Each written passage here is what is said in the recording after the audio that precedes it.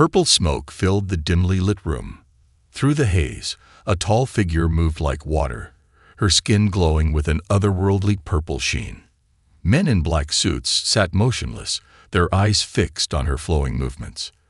One by one, they slumped in their chairs, falling into a deep sleep. Only their soft breathing broke the silence. Jack Kelly stood in the shadows, watching everything. His hand tightened on his gun. 6 years in special security had taught him to spot trouble, and this was definitely trouble. But orders were orders, and his new assignment was to guard this alien dancer. "Agent Kelly, come in." The voice in his earpiece belonged to Commander Chen. Jack pressed his finger to his ear, keeping his eyes on the purple-skinned woman who was now collecting something from each sleeping man. Looked like small, glowing orbs of light. "I'm here, Commander. Your new assignment starts now. The asset's name is Lyra. You're to guard her 24/7. Jack watched as Lyra gracefully moved between the sleeping men. Her movements were too perfect, too smooth to be human. "Sir, with all respect, what exactly am I guarding?" "She's a Venurian Geisha. That's all you need to know." Commander Chen's voice turned hard. "And Kelly, there are 3 rules. Break any of them, and you're dead." Jack felt a chill run down his spine. In 6 years, Chen had never threatened him. "What are the rules, sir?" 1. Never look directly into her eyes. 2. Never listen if she starts to sing. 3. Never let her touch your skin. Break these rules, and we'll have to eliminate you. Understood? "Yes, sir." Jack watched as Lyra finished whatever she was doing. The sleeping men were starting to wake up, looking dazed but happy. "Your shift starts in 10 minutes. Meet her in room 7. The line went dead. Jack took a deep breath and headed down the gray hallway. His footsteps echoed against the metal walls of the underground facility. 6 years of guarding politicians, scientists, and even a few aliens, but something about this assignment felt different. Dangerous. Room 7 was at the end of the hall. Jack checked his watch. 5 minutes left. He used the time to check his gear. Gun, backup gun, stun baton, and the special anti-psionic shield all guards carried now.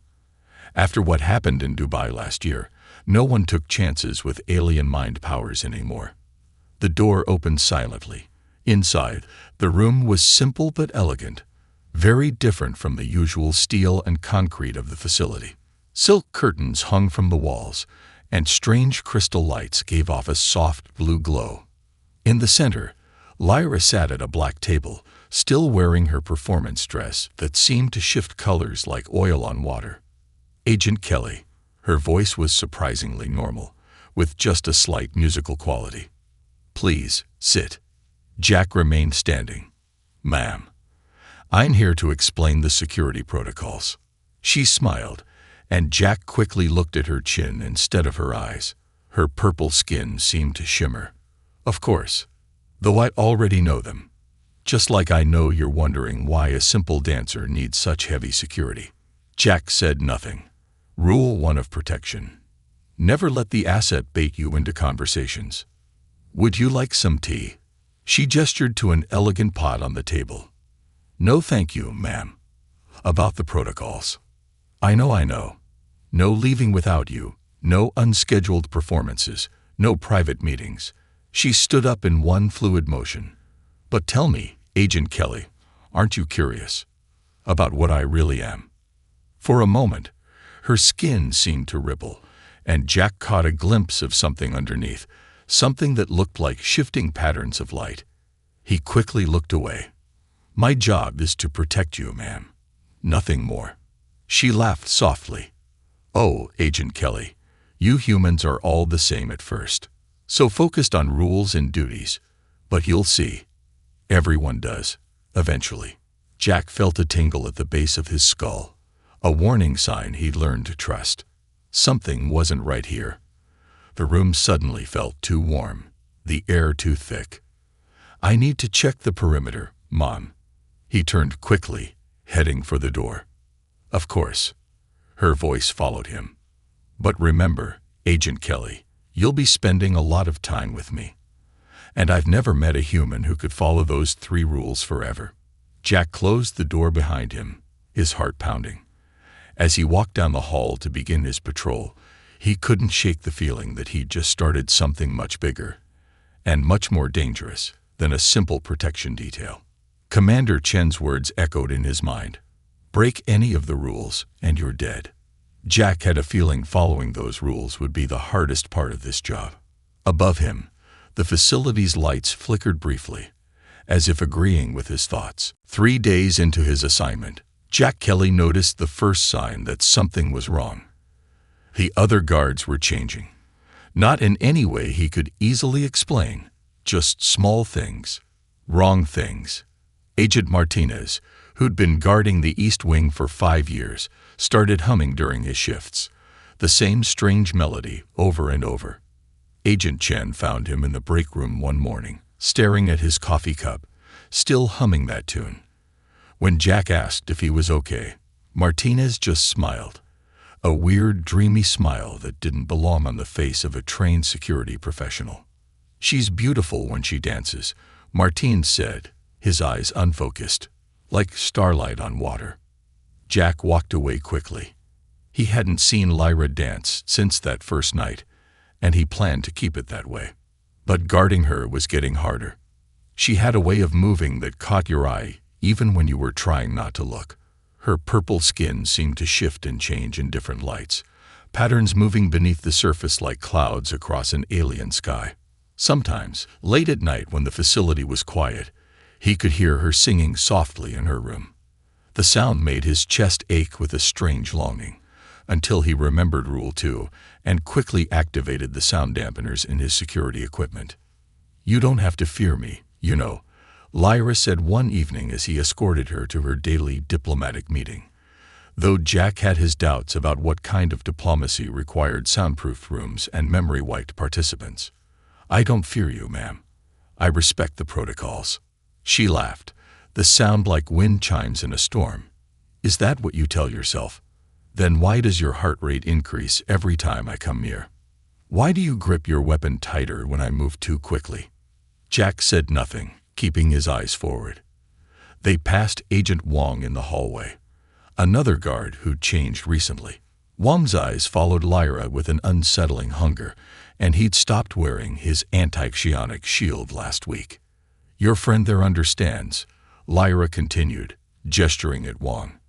He's learned to see the beauty in what I am. Wong's been reassigned, Jack said firmly. Effective tomorrow. Oh, her tone was light, amused. Like Martinez, and Chen, and all the others who've learned to truly see me. Jack stopped walking. For the first time in 4 days, he turned to face her directly, keeping his eyes carefully fixed on her chin. What did you do to them? Lyra stepped closer. Too close. Her skin rippled with patterns that caught the light like oil on dark water. I showed them truth, beauty, things your world has forgotten. She raised a hand, as if to touch his face, and Jack jerked back. The rules. Our lies, she finished. Meant to keep you blind. To keep you from seeing what's really happening here. Her voice dropped to a whisper. Haven't you wondered why they really need me to dance? Why those men in suits leave with such empty eyes? Why your commanders are so afraid of letting anyone truly see me? Jack's hand tightened on his stun baton. My job isn't to ask questions. No, Lyra agreed. Your job is to guard me. But tell me, Agent Kelly, who's guarding you from me? Before he could respond, alarms blared through the facility. Red emergency lights began flashing.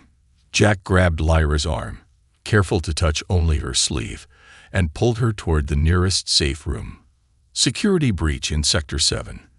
The automated system announced. Unidentified biological anomaly detected. All personnel initiate lockdown procedures. They rounded a corner and found Agent Wong standing in the hallway. He was humming Martinez's tune, and his eyes were purple now, with swirling patterns like the ones beneath Lyra's skin. Beautiful, Wong said, reaching for them with hands that seemed to shimmer and shift. Let me show you what she showed me. Jack shoved Lyra behind him and raised his weapon. "Wong, stand down." But Wong kept coming, his skin beginning to ripple like Lyra's. Behind Jack, he heard Lyra start to sing, a haunting melody that made his vision blur. He fumbled for his sound dampeners, but his fingers felt thick and clumsy. "Don't fight it," Lyra whispered, her voice somehow cutting through the alarms. "Look at him. See what humanity could become. What you could become." Jack's finger tightened on the trigger of his stun baton. Wong was almost on them, his form shifting between human and something else with every step. The alarm seemed distant now, drowned out by Lyra's song. Just before he blacked out, Jack saw Wong's face split into a smile that was far too wide to be human. And behind him, Lyra's song grew louder, promising things that human ears were never meant to hear. The last thing Jack remembered was breaking Rule 2 and wondering if he'd already broken Rules 1 and 3 without even realizing it. Then the darkness took him, filled with purple light and alien songs that tasted like starlight. Jack woke up in the medical wing with a splitting headache and gaps in his memory. The white ceiling above him kept shifting in and out of focus, occasionally rippling with purple patterns that disappeared when he blinked. Dr. Sarah Jung stood over him, frowning at her tablet. "You've been out for 2 days," she said without looking up. "Want to tell me why you disabled your anti-xionic shield?" "I didn't." Jack tried to sit up, but the room spun. "Where's Wong?" He was changing. "Agent Wong has been terminated." Dr. Jung's voice was flat. "Standard protocol for deep contamination. You're lucky we got to you in time." Jack's head throbbed. He remembered Wong's too wide smile, remembered Lyra singing, but everything after that was a purple haze. Lyra? Is she secured in a new facility sector? "Don't worry, you're still her primary guard." Dr. Zhang finally looked at him, her eyes sharp. "Unless you want to request reassignment." "No." The word came too quickly, and Jack saw Dr. Zhang make a note on her tablet. I'm fine. I can handle it." She tapped something else into the tablet. "Tell me what color my eyes are." "Brown," Jack said automatically. But were they? For a moment, he thought he saw swirling patterns in them, like oil on water. "Good." Dr. Zhang stepped back. "You're cleared for duty. But Jack, if you start humming, start having dreams about stars and dancing, or notice any visual abnormalities, report to medical immediately." Jack nodded, but as he stood up, he couldn't help noticing how the doctor's lab coat seemed to ripple when she moved, like silk underwater. The new facility sector was deeper underground. The walls were covered in strange symbols that hurt Jack's eyes if he looked at them too long. Lyra's room was at the end of a long corridor, behind 3 separate security doors. "I was worried about you," she said when he entered. She sat cross-legged on her bed, wearing a simple white outfit that somehow made her purple skin glow brighter. "They wouldn't tell me if you survived." "Stay back," Jack warned, his hand on his weapon. "No more songs. No more games." "Games?" Lyra stood in one fluid motion. "Is that what you think this is? Look around you, Jack. Look at these walls. Do you know what those symbols are?" Despite himself, Jack glanced at the strange markings. They seemed to move when he wasn't looking directly at them. "They're not for protection," Lyra continued. "They're not keeping me in. They're keeping something else out. Something your commanders don't want you to know about." "More lies," Jack said, but his voice lacked conviction. Ever since he woke up, something had felt wrong. His memories of the past week seemed to shift and change every time he examined them. "Am I lying?" Lyra moved closer, and Jack backed away. "Tell me, why do you think they really need my dances? What happens to the men in suits who come to watch? Where do they go afterwards?" "Diplomatic meetings." "Then why do they leave with empty eyes? Why do some never leave at all?" Lyra's skin rippled with patterns that looked almost like writing. "Your commanders are using me, Jack. Using my abilities. But not for what you think." The headache was getting worse, Jack tried to remember what Wong had looked like before he changed, but the memory kept slipping away. If I'm not supposed to look at you or hear you, how can we have this conversation? Lyra smiled sadly. Those rules aren't for your protection. They're to keep you from seeing the truth. Look at me, Jack. Really look. No. Jack turned away, but the symbols on the walls were moving faster now, forming patterns that matched the ones on Lyra's skin. You're already changing, she whispered. I can see it in your aura. Soon you'll understand what Wong saw. What they all saw. A noise from the corridor made them both turn. Through the security glass, Jack saw Commander Chen approaching with 4 armed guards, but something was wrong with their movements. Too smooth, too coordinated. They're not human anymore, Lyra said urgently. Haven't been for months. The dances, the songs, they're not changing humans into aliens, Jack. They're revealing who's already been replaced. The security door began to open. Commander Chen's face was expressionless, but his skin seemed to shift and flow like quicksilver. Choose now. Lyra grabbed Jack's arm. Skin on skin. Breaking Rule 3. See the truth or die believing their lies. Electric tingles shot up Jack's arm from where she touched him. The world seemed to fracture, reality peeling away like old wallpaper. Through the gaps, he saw things, impossible things, stars that sang, dancers made of light, and the truth about what was really happening in the facility. As Commander Chen and his guards entered the room, Jack made his choice. He looked into Lyra's eyes, breaking Rule 1 at last, and saw galaxies spinning in their depths. The last of his old reality shattered like glass, and the real war began. Reality shattered like a broken mirror, and Jack saw the world as it truly was. Commander Chen and his guards weren't moving like humans because they weren't human at all. Their bodies were just shells, containing writhing masses of silver light. Through his new vision, Jack could see similar lights pulsing throughout the facility, hundreds of them, wearing human faces like masks. What?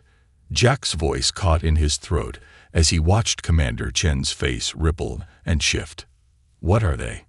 The mimics, Lyra said, her hand still gripping his arm. They've been replacing your leaders for years. Every diplomatic meeting was just them bringing in more victims to copy. The guards raised their weapons, but now Jack could see the guns weren't guns at all. They were living things, extensions of the silver light inside the false humans. Commander Chen's face split into that same too-wide smile Wong had shown. Agent Kelly, Chen's voice emerged from a mouth that was mostly tentacles now. You disappoint us. We had such hopes for you. Run. Lyra pulled Jack toward the back wall. Where the strange symbols had been, a hidden door was sliding open. As they dove through it, Jack saw the guards' human disguises melt away completely, revealing their true forms. Towering creatures of living mercury and light. They sprinted down a narrow maintenance tunnel, emergency lights casting red shadows. Jack's new vision was overwhelming. He could see through the walls now, watching silver lights move through the facility like blood through veins. Your dances, he gasped as they ran. You were exposing them. Yes. Lyra's skin was glowing brighter now, patterns swirling faster. I'm not a geisha. I'm a hunter. My people have been tracking the mimics across galaxies. They infiltrate worlds by replacing the leadership, then slowly take over the entire population. They reached a junction and Lyra pulled them left. Behind them, inhuman shrieks echoed through the tunnels. The anti-psionic shields, Jack realized. They weren't to protect us from you. They were to keep you from seeing the truth. Lyra finished. My dances don't hypnotize humans. They temporarily grant you the ability to see through mimic disguises. That's why they needed those strict rules. Looking into my eyes, hearing my song, touching my skin, all of it helps humans see reality. They emerged into a massive underground chamber Jack had never seen before. Hundreds of tubes lined the walls, each containing what looked like a sleeping human. But with his enhanced vision, Jack could see they were empty shells. The real humans were probably long dead. Their incubation chamber, Lyra said grimly, where they grow their disguises. All those meetings. Jack felt sick. We were just delivering more people for them to copy. Not just copy. Lyra's voice was hard. They don't just take your appearance.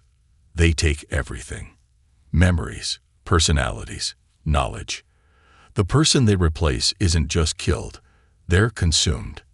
A door burst open above them. 4 more false humans entered the chamber, their forms already melting into their true silver shapes. Jack raised his weapon, but Lyra grabbed his arm. Normal weapons won't work, she said, but now that you can see them. She pressed something into his hand. It looked like a small crystal, but felt alive somehow. This will. What is it? Part of me. My people can share our essence with those we trust. It'll let you fight them. Jack stared at the crystal. It pulsed in time with his heartbeat. Why trust me? After all this time helping them. Because you broke their rules. Lyra's smile was fierce now, predatory. Because when you saw the truth, you didn't run from it. And because, she hesitated, because I've been watching you, Jack Kelly, even before they assigned you to me. You're different. Special. The mimics were closing in, their silver forms towering over them. Jack looked at Lyra, really looked at her, seeing her true form for the first time. She wasn't just purple-skinned humanoid. She was living starlight, a warrior made of cosmic fire barely contained in physical form. If we survive, he said, gripping the crystal tightly, you're going to explain what you mean by special. Lyra laughed, the sound like bells and starfire. Deal. Now let me teach you how to dance. She grabbed his hand, and power surged through him. His body began to move in ways that shouldn't be possible, crystal light blazing from his skin. Around them, the mimics shrieked and charged. The real war for Earth was about to begin. And this time, Jack could finally see who he was really fighting. As they moved together, Jack's new vision showed him more truth, threads of light connecting all living things, the real structure of reality beneath its physical mask. And in those cosmic threads, he saw something that made his heart stop. There was a connection between him and Lyra that had been there long before they met, a destiny written in starlight, waiting to be fulfilled. But first, they had to survive the next 5 minutes. Dancing with Lyra was like falling through space while on fire. Jack's body moved in impossible ways as crystal energy surged through him. Each movement left trails of light in the air, cutting through the mimic's silver forms like stellar fire through mist. Your instincts are good, Lyra called as they spun together, her movements guiding his. The crystal responds to intent. Don't think about fighting. Think about revealing truth. Jack let his mind focus on that concept. Truth, reality, seeing what's real. The crystal pulsed brighter, and suddenly his movements became more effective. Where before he was just wounding the mimics, now each strike was burning away their false forms completely. They're not really here, he realized, watching a mimic dissolve into nothing. These bodies, they're just projections from somewhere else. Now you're understanding. Lyra's form blazed with pride. They're 4-dimensional beings trying to exist in 3-dimensional space. That's why they need host bodies.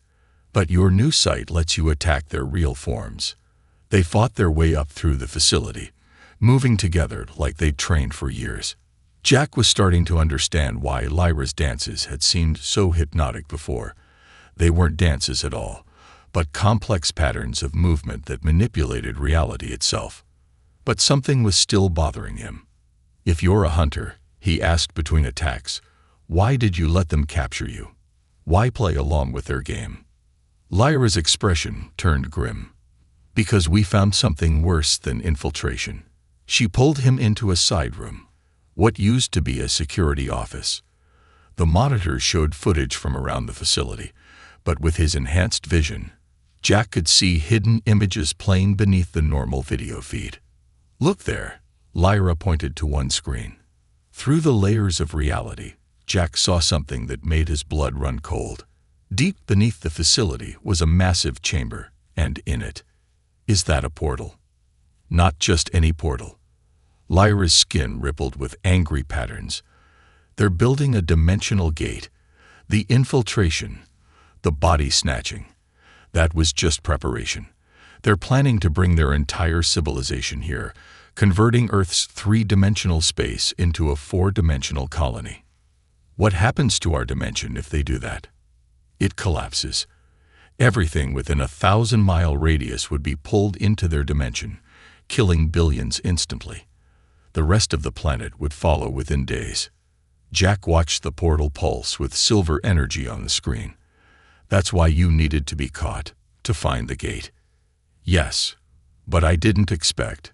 She touched his arm gently. I didn't expect to find you. A human whose mind could handle seeing through dimensions. Do you understand how rare that is? Before Jack could respond, alarms blared again. But these were different from the security alarms. They had a strange, warbling quality that made reality itself seem to vibrate. No, Lyra whispered. They're starting the activation sequence. We're out of time. The monitors showed mimics flooding into the portal chamber. In their true forms, they moved like living mercury, flowing together into complex patterns around the gate. Energy began to build, making the air itself crackle. We need a plan, Jack said. There must be a way to shut it down. There is. Lyra's voice was hesitant, but it would require a perfect resonance between dimensions, a harmony that could only be achieved through. Through what? Through a dance, a real one. Not fighting moves, but a true Venusian soul dance. She looked at him intently. With a partner whose mind can bridge dimensions. Jack understood. That's why you were testing humans with your performances, looking for someone who could help you do this. The resonance would create a feedback loop in the gate, Lyra explained. But it has to be perfect. One mistake, and the dimensional energies would tear us apart at the atomic level. And even if we succeed, what? The energy has to go somewhere. The dancers would have to absorb it. Best case scenario, we'd be thrown into a random dimension. Worst case, she didn't need to finish. Jack looked at the monitors again. More mimics were arriving every second. Soon, they'd have enough power to start the conversion. How long do we have? 10 minutes, maybe less. Jack took her hand, feeling the crystal energy surge between them. Then teach me the steps. Lyra's eyes widened. Jack, you don't understand. This isn't like the combat moves. This is a dance that takes years to master. The slightest mistake will kill us, he finished. But if we do nothing, everyone dies anyway. He squeezed her hand. You said I was special, that there was a connection between us. Prove it.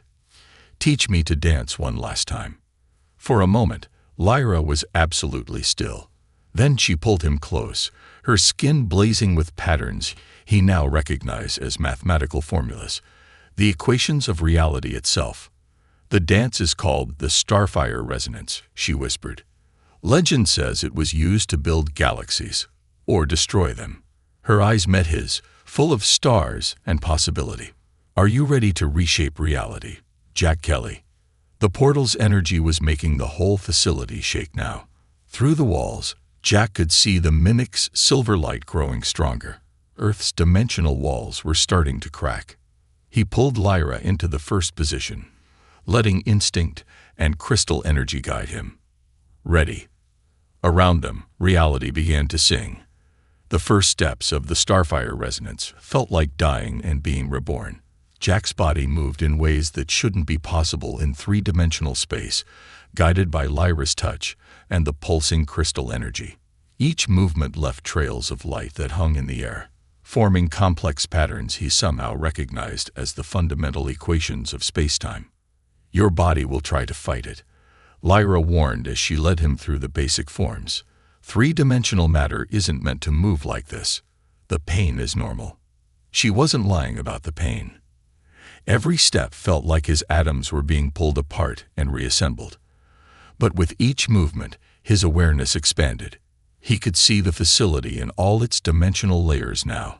The physical structure, the energy fields, the quantum probability waves, and deeper layers he had no words for. The mimics, he gasped, seeing them through the walls. Their changing formation. The silver beings had arranged themselves in a spiral around the portal, their bodies flowing together into a single massive form. At the center, the dimensional gate pulsed with increasing power, reality cracking around its edges. "They sense what we're trying to do," Lyra said. Her skin was blazing now, patterns shifting faster than human eyes could follow. "We need to reach the portal chamber, but they'll try to stop us. The dance must not be interrupted once we begin the final sequence." They moved through the facility like ghosts, their partially phased bodies passing through walls. The crystal energy protected them, but Jack could feel it draining with each dimensional shift. Below, the portal's power was growing exponentially. "Time?" he asked, his voice distorted by their quantum state. 7 minutes until total dimensional collapse begins." Lyra's movements became more urgent.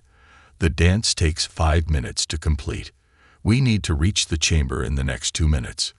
A group of mimics emerged through the floor ahead of them, their silver forms twisting into weapons. Jack let muscle memory guide him, using his new dimensional awareness to fight. His movements left trails of crystalline fire that cut through space itself, temporarily disrupting the mimics' ability to maintain their form in this reality.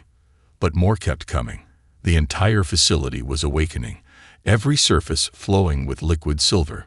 The mimics were abandoning their human disguises completely now, desperation making them careless. "They're afraid," Jack realized, spinning through another attack sequence. "They've never faced anything like this."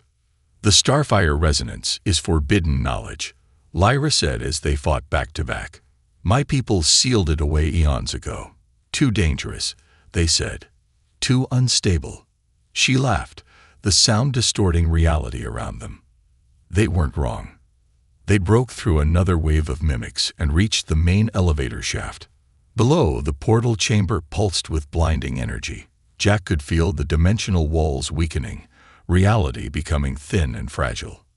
1 minute, Lyra warned. "When we reach the chamber, we'll have seconds to take position and begin. One mistake in the sequence. We die," Jack finished.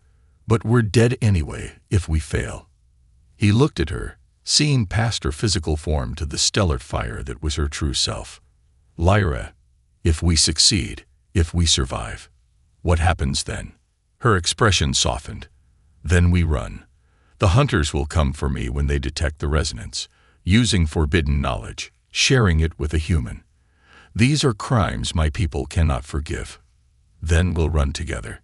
Jack took her hand, feeling their energies sync perfectly. "I'm already changing. I don't think I can go back to a normal human life after this anyway." A massive shock wave rippled up from below, nearly disrupting their dimensional state. The portal was beginning its final activation sequence. 30 seconds, Lyra said.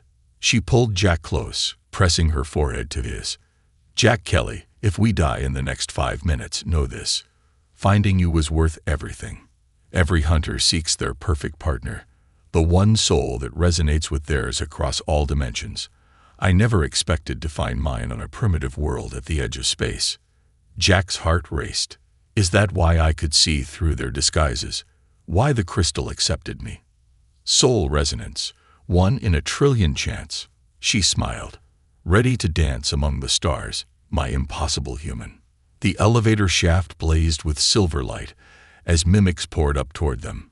Below, reality itself was beginning to tear. They had once chanced to reach the chamber, one chance to perform the dance perfectly, one chance to save Earth. Jack pulled Lyra into the first position of the starfire resonance, feeling infinite possibilities spiral out from this moment. "Lead the way, my impossible alien." They stepped off the edge together, falling toward destiny at terminal velocity. Around them, reality held its breath, waiting to see which way the cosmic dance would end. The final movement was about to begin. They fell through dimensions. The portal chamber was a massive sphere of twisted space, reality bending around the giant ring of the dimensional gate. Hundreds of mimics had merged into a single, writhing mass of silver light that flowed around the portal like a living storm. At the center, space itself was starting to tear. Jack and Lyra landed in the exact center of the chamber, their bodies trailing crystal fire. The moment their feet touched the ground, they began to move. The starfire resonance started slowly, simple steps that left burning patterns in the air. Remember, Lyra's voice echoed through multiple dimensions. Feel the resonance. Don't think about the steps. Let your soul guide you. The mimics realized what they were attempting. The silver mass surged toward them, but the dance was already creating a field of pure dimensional energy. The first waves of attackers dissolved on contact, their four-dimensional forms unable to penetrate the barrier of crystal fire. With each step, the dance grew more complex. Jack's body moved in ways that should have torn him apart, but the crystal energy protected him, reshaping his matter to flow through impossible angles. He and Lyra spun through geometries that existed between dimensions, their movements leaving trails of mathematical formula in the air. The gate is reaching critical mass, Lyra warned as they entered the second movement. Reality is starting to collapse. She was right. The edges of the chamber were beginning to crumple like paper, space-time folding in on itself. The mimics were screaming in frequencies that shattered dimensional barriers, desperately trying to complete their portal before the dance could stop them. Jack felt his consciousness expanding with each step. He could see everything now, the infinite layers of reality, the cosmic web of possibilities, the fundamental patterns that held existence together. And through it all, he saw his connection to Lyra, a bond that transcended physical laws. They're changing tactics, he warned, seeing the mimics shift into a new formation. The silver mass was transforming, taking on a shape he recognized from prehistoric nightmares, a vast, multi-dimensional dragon made of living mercury and starlight. They're manifesting a war form, Lyra gasped. I've never seen one outside of ancient records. Don't let it break our rhythm. The dragon struck with tentacles of pure force, each one capable of erasing matter from existence. But the dance moved Jack and Lyra perfectly, their bodies flowing around the attacks like water around stones. Each near miss added to the complex pattern they were creating in the air. Third movement, Lyra called. The dance was reaching impossible speeds now, their bodies leaving afterimages across multiple dimensions. When we reach the crescendo, channel everything into the crystal. The dragon roared in frequencies that made reality bleed. More mimics were pouring into it from throughout the facility, its silver mass growing larger, more complex. It was becoming something older than planets, older than stars, a being that had existed in the spaces between dimensions since the beginning of time. But Jack wasn't afraid anymore. With each step of the dance, he understood more. The mimics weren't invincible. They were desperate. Their dimension was dying, and Earth was their last hope for survival. They weren't evil, just willing to sacrifice anything to save their kind. There has to be another way, he said as they spun through a series of quantum states. We're about to destroy an entire civilization. They'd made their choice. Lyra's voice was sad but firm. Some prices are too high to pay. Reality itself would unravel if they succeeded. Billions would die in agony as their dimension collapsed into ours. The dragon struck again, its body warping space around them. But the dance was reaching its peak. Crystal fire blazed from Jack and Lyra's skin as they moved in perfect synchronization, their souls resonating across all dimensions. Final movement. Lyra's voice sang through his mind. Jack, whatever happens, find me again, in this dimension or another. Promise me. The dragon was directly above them now, its vast mouth opening to reveal a void that could swallow galaxies. The portal was pulsing with critical energy, reality shrieking as it began to tear. I promise. Jack pulled Lyra closer, their energies merging completely. Every dimension, every lifetime. I'll find you. They moved into the final steps of the starfire resonance. The crystal between them blazed with the light of a dying sun. Around them, the patterns they'd drawn in the air began to spin, forming a mathematical equation that could reshape reality itself. The dragon struck. The portal flared. And Jack and Lyra completed the final turn, their merged energy exploding outward in a wave of pure dimensional force. For one eternal moment, Jack saw everything. Every possible reality, every potential future. He saw worlds where he'd never met Lyra, worlds where they'd found each other lifetime after lifetime, worlds where the dance ended differently. All of existence spread out before him like pages in an infinite book. Then reality snapped back like a rubber band. The dragon shattered, its silver form breaking apart across dimensions. The portal imploded, taking the mimic's dying dimension with it. Crystal fire consumed everything, burning away the false and leaving only truth. Jack felt himself falling, not through space, but through possibilities. Lyra's hand was torn from his as the dimensional energies pulled them apart. "Remember your promise." Her voice echoed from everywhere and nowhere. "Find me." Then darkness took him, filled with the songs of dying stars and the whispers of newborn galaxies. When he opened his eyes, he was lying in the ruins of the facility. Everything above sub-level 3 had been destroyed. The portal chamber was gone, leaving only a perfect sphere of empty space behind. And beside him, embedded in the ground, was a single crystal shard that pulsed with purple light. Jack picked it up, feeling its familiar energy. Somewhere across dimensions, Lyra was waiting, and he had a promise to keep.